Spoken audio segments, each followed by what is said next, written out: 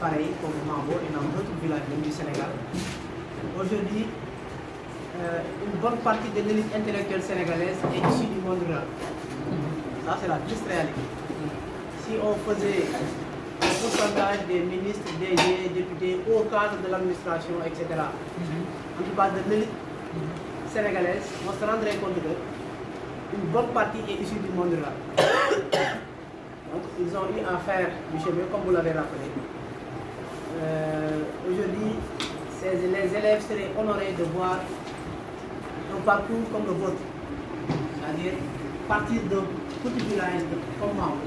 Si vous nous parlez de CM2 en 1966, on imagine ce qu'aurait pu être votre école en 1966. Il y avait 4 classes. 4 classes. Voilà, donc aujourd'hui, mais ça pourrait être une leçon pour ces élèves qui entourent des difficultés pour venir à l'école.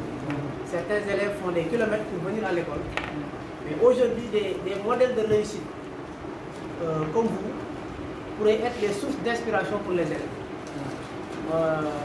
C'est ce que nous faisons tous. Vous avez cité tout à l'heure M. Senghor qui a une activité pareille. Mais aussi l'ensemble des collègues contribuent à cette dynamique d'encouragement des élèves, mais aussi de leur faire comprendre qu'en réalité, globalement, dans le cadre des études, le sens de la vie, c'est l'endurance dans la douleur. Aujourd'hui, il serait important de voir des gens comme vous dire aux élèves, moi j'ai été formé dans cette école de Mambo, j'habitais dans telle maison, tel lieu, c'est sûr qu'ils connaîtraient vos parents. Bon, je ne dirais pas vos parents peut-être, mais imam, je le connais. Imam Sarr, parce que j'ai habité près de chez eux, j'ai prié dans la même mosquée que cette famille Sarr, voilà. Donc, je le connais. Donc, vraiment, je me dis que ces genres d'approche, c'est ce que nous appelons en milieu pédagogique l'approche par l'exemple. C'est-à-dire, le cadre théorique c'est bon, encourager c'est bon, mais présenter un modèle de réussite, c'est encore mieux. Madame Diou est là, il s'appelle tel, son nom c'est Saro, son père était tel, sa mère était là. Il a fait l'école élémentaire ici, il est parti en France, il était enseignant là-bas, sa famille, ses filles, etc. Il est revenu faire ça pour l'école. Ça, on ne peut pas avoir un meilleur exemple. Donc, moi, tout le petit wolof xam naa ne dina ci baax. Comme gis naa ne seen liggéey. Ok d'accord te yooyu yaakaar naa ne dina ci baax. parce que damay wax teg ci table waaw. modèle yu mel nii dafa am solo ñu koy yaatal. ñu koy yaatal. li ma gën a jàpp ci li nga wax mooy li nga ni fii nga defee sa école élémentaire. ci dëkk bi CM2 bi nga wax 1966 boobu moom gars yi. am na ay revenants yu fi nekk ñu yàq ay cosaan mais waaw boobu juddóogul donc li may wax ni loolu lépp ñu nit ñu ngi koy def nag ci école yi parce que jàngale bi yamul ci cadre yu jàngale ay leçons rek jël dem donc c'est des approches pédagogiques jàngale mais aussi am na ci loo xam ni c'est des compétences ñaar xale yi mais dama wax ni ñu ma ci gën a jàpp mooy man dama jàpp ni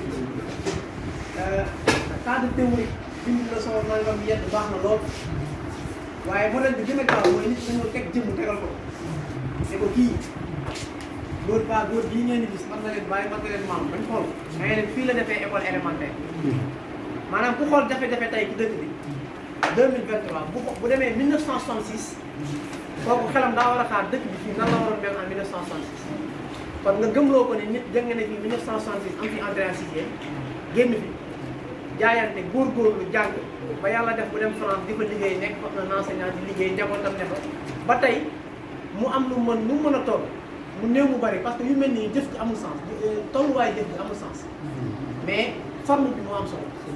c'est le geste fàttewul fa mu jógee ñëwaat na lam amakat néew indi na ko nangam bi jël na ko tegal leen te mu leer na ni aussi geste la boo xam dina toucher ñëpp parce que tey jii boo doon may xaalis mënoo may dong yëpp xaalis mais lii nga def nii photocopieuse élèves les comme 800 comme nangam élèves lañu am ci établissement bi tous les élèves vont en bénéficier parce que classe bu nekk photocopieuse bi dina ci bénéficier wu ñu tiire ko ñëw toog donc élève boobu xam ni ñii ku ñu ko defal diw la tudd loolu dina tax moom ñoom élèves yi may leen courage ñu bañ a jombale seen bopp ëllëg teraan ak ñu bañ a jombale seen bopp ëllëg réussite dafa am solo ndax li ma leen dégg ngay wax yëpp loolu laa ci gën a jàpp ci oustaz imam nii xam naa ngi wax ni xam naa bu baax ndax jot naa dëkk nag ñoom bi may suma bi jëkk ñëw wax dëgg yàlla ci famille boo xam ne ci liñ leen xamee yar tàggat ay ndaw ak diine donc yu mel ni aussi buy amaat ay wane complémentarité école ak centralité école dans l' espace public maanaam pour wane ne école nekkul cadre boo xam ne da nga ñëw rek jàng pare nit mais cadre la boo xam ne cadre de sociabilité maanaam day boole ay nit kuréelu penc yi imaam yeeg borom xam-xamu diine yi borom xam-xam yi comme ñun ñii ci wàllu tubaab penc yi borom baaj yi ci dëkk bi borom barke yi borom daraja yi bu ñëpp boolee seen i effort def ko ngir jëmmal école rek ku laal école mën nañu laal nga le cœur de la société donc ci sama tur ak ci turu jàngalekat ñëpp enseignants yi lycée bi ci lycée bi ñu ngi lay remercier bu baax geste bi fi mu war a jaar na fa informé nañu ko à travers le groupe lii nga def it wax dëgg yàlla dina tax mu gën a yaatu liñ ci jël kii ko ci groupe bi mais liñ ci gën a am solo mooy jëmmal bi ak wane modèle bi ne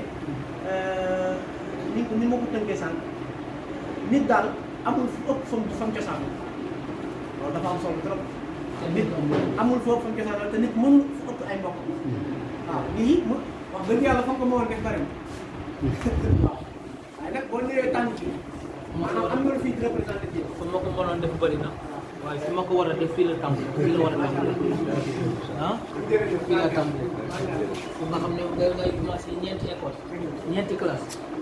ñeenti classe maa ngi fàttaliku suñ première CP1 sax ci biti lañ nekkoon classe bi pareegul mais nag bon alhamdulilah maa boo mun naa wax ni itam ça a été toujours un lieu où il y a toujours de bons élèves maa ngi rappelé 1966 bëgguma citer mais dañuy def un certificat d'études primaires élémentaires le premier du centre de Birkelane était de Mao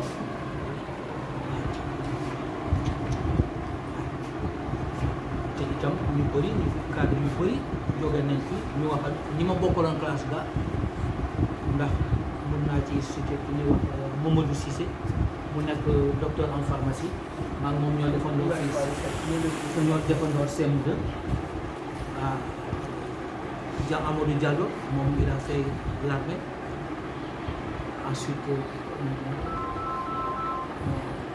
Makhtar Diaw moom moo ñu jiitu woon tuuti Makhtar Diaw itam décédé na moom itam c'est un ingénieur de travaux publics ak maintenant Khalifa Gueye qui est sorti de l'école nationale d'administration après am na ñoo fàtte ñu bëri Moustapha Dou ingénieur agronome waaw ñu bëri ah Diop Ndiaye contrôleur des impôts et domaines colonel Diallo laa wax colonel Diallo maa ngi moom ñoo defandoor CM2 Salwali Samb aussi maa ngi moom ñoo defandoor CM2 moom finalement il était devenu inspecteur du trésor am na ñu ma fàtte sax ñu bëri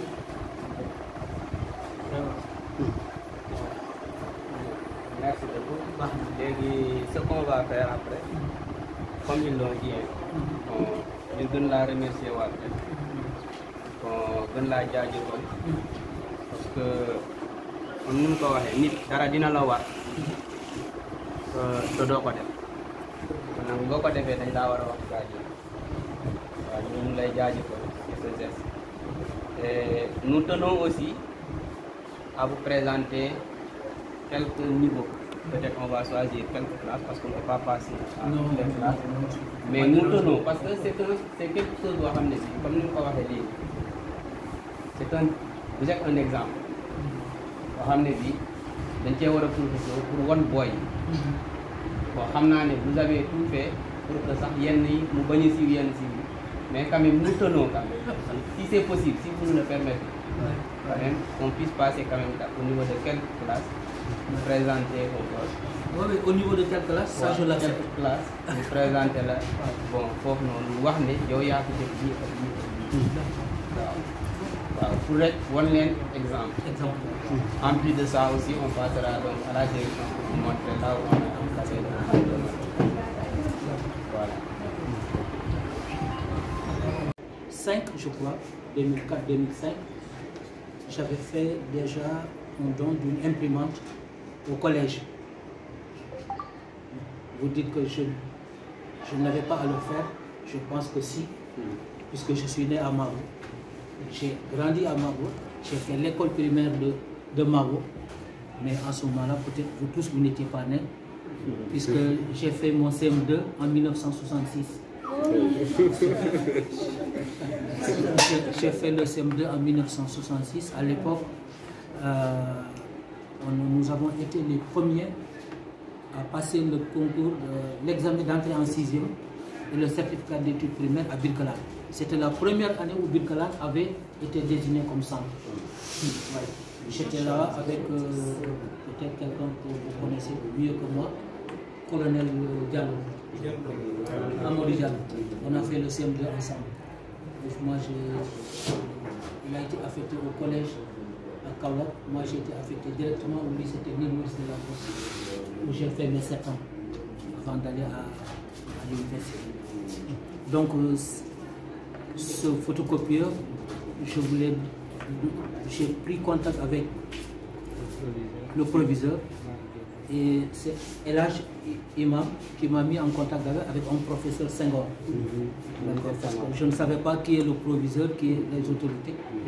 Et comme je ne voulais pas passer par les politiques, j'ai demandé directement à avoir contact avec le proviseur ou bien même le sous-préfet, mais de préférence, j'ai voulu prendre contact directement avec le proviseur.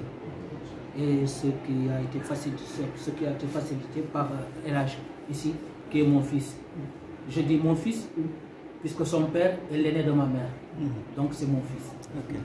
Donc c'est dans ce cadre-là, j'ai créé une association qui s'appelle Aide au Savoir depuis 2006. Et c'est dans ce cadre-là que j'ai voulu, après la retraite, de vous accorder ce don-là. J'ai discuté avec M. Diop, qui m'a parlé aussi d'autres matériels dont vous avez besoin. Il m'a parlé d'ordinateurs et de tablettes. Je lui ai fait comprendre que les ordinateurs de bureau sont un peu volumineux, encombrants et lourds pour le transport. Je pense que ce que je pourrais faire, ce sera sur des ordinateurs portables et des tablettes. Là, je ne vous promets rien, mais je pense que je pourrais trouver quelque chose. J'ai aussi déjà en stock un vidéoprojecteur pour les professeurs, surtout d'histoire géo et de SV. Pour tous les professeurs, un vidéoprojecteur qui est disponible et que je pourrais vous remettre très bientôt. Donc, je suis très heureux de faire ce geste-là pour Mabo, qui est mon village natal. Ça fait des années que je ne suis pas là. Ça fait pratiquement une quarantaine d'années que je suis en France. Mais je suis de Mabo, je suis né à Mabo. Et chaque fois quand je venais aussi, je ne venais pas pour voir les établissements. Je restais 2-3 jours à Mabo et après je retournais sur Dakar et je retournais en France. Voilà. Donc c'est un geste que j'estime, que j'apprécie, que vous appréciez. D'accord? Je pense que ce sera utile pour l'équipe enseignante. Il y a 2 chargeurs et donc normalement chaque cartouche d'encre doit faire à peu près 15 000 copies. 15 000 copies. Et si j'ai un conseil à vous donner aussi, c'est que lorsque les cartouches seront vides, il ne faut pas les jeter. Puisque peut-être je pourrais trouver des cartouches en France pour les retourner. Mais en attendant, je pense qu'il y a des gens qui peuvent recharger des cartouches. Oui, il y a ce qu'on appelle les fournisseurs qui nous donnent, si on fait une commande, les fournisseurs nous en donnent des cartouches pour qu'on puisse ramasser. Voilà, donc il ne faut pas jeter les cartouches en attendant que je puisse vous envoyer d'autres cartouches. Voilà. Donc je suis très heureux de vous rencontrer tous, puisque je suis dans votre milieu, puisque je suis retraité de l'éducation nationale, moi aussi, de la République française. Et ma fille aînée est professeure d'histoire et de géographie aussi en France à Paris. Voilà. Merci beaucoup. Parce que xam nga mën nga am mais quand même parfois manipulation ça pose problème. Mais man bi ma ko ubbee xool cartouche beeg affaire yooyu j'ai vu que booy manipuler machine bi day yomb quand même. Parce que j'ai bien regardé. Mais wax dëgg gaaw na aussi. C'est rapide. C'est très rapide. Par rapport aux photocopieuses qui sont là, parce que normalement, ça doit faire 35 pages minutes. Waouh, il tire rapidement les copies. 35 pages minutes. Et normalement même, on a des recto verso. Wow, recto verso, c'est programmé. Tu peux programmer recto verso. Et puis un jour, si vous avez Internet, vous pouvez même le connecter. Le connecter et imprimer directement ici. Ouais. xam naa loolu kay. loolu kay gis Ouais, ouais. waaw ñun moom connexion internet sax am nañ ko. Ouais, parce qu'on utilise le paquet Comme Orange. ça, à partir de votre bureau, Voilà. ou bien à partir du bureau Très du bien, on proviseur, lance. vous lancez votre Voilà. copie et ça sort directement ici. macha allah machine bi moom alhamdulilah. c'est un ouf de soulagement quoi. C'est bien, c'est bien. xanaa di la gën a remercier waat rek. Déedéet, kon moi je suis content puisque ça vous est utile. Très Vraiment, utile mon d'ailleurs. Très utile.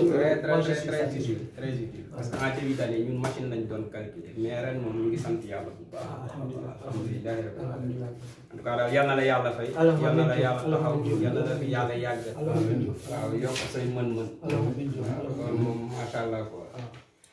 yomb lu yomb lu ne ku fi bàyyi ko rek mën nga am loolu déedéet. te it fi mu doon liggéeyee foofu daanaka mooy ndeyu dëkk ndax njàng mooy ndeyu dëkk njàng parce que avenir wu dëkk yëpp ci njàng mu ngi aju ci njàng bi kon nag loolu lu am solo la France duñu ko fàtte mais fii itam duñu ko fàtte parce que loolu mooy waru garam papaam nekk na chef du village bu Maaba de 39 à 77.